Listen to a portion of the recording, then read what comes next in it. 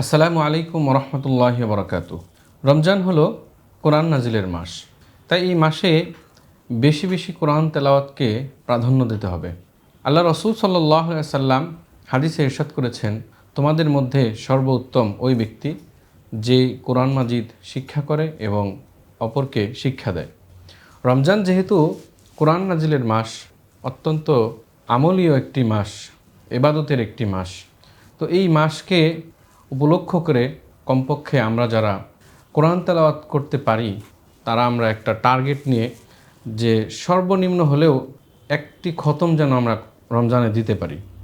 এবং যারা কোরআন তেলাওয়াত করতে জানি না, আমরা মনের ভিতরে এমন একটি পণ করে নেই যে এই রমজানে একটা টার্গেট করে নিব যে আমরা এই রমজানে ইনশাল্লাহ কোরআন শিখে ফেলবো ইনশাল্লাহ।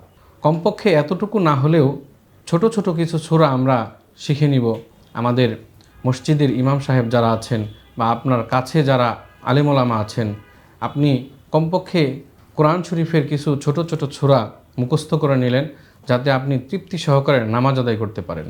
রমজানে কোরআন তেলাওয়াতকে আমরা প্রাধান্য দিব, এরকম প্রাধান্য দিব আমার বেঁচে থাকার জন্য যেমন পানি পান করতে হয়, খাবার খেতে হয়, তেমনি আমি আমার কোরআনটাকে এমনভাবে নিজের সাথে মিলিয়ে নিব যে প্রতিনিয়ত প্রতিদিন যেন আমি কোরআন তেলাওয়াত করতে পারি।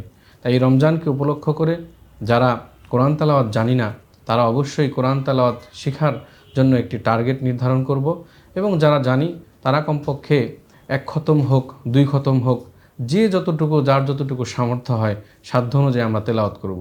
এবং রমজানের যে তেলাওয়াতটি আমরা সেহরির সময় যেহেতু অত্যন্ত গুরুত্বপূর্ণ একটি সময়, আল্লাহ পাক রব্বুল আলামিন পবিত্র কালামে পাকে ইরশাদ করেছেন, ইন্না কুরআন আল ফাজরি কানা মাশহুদা।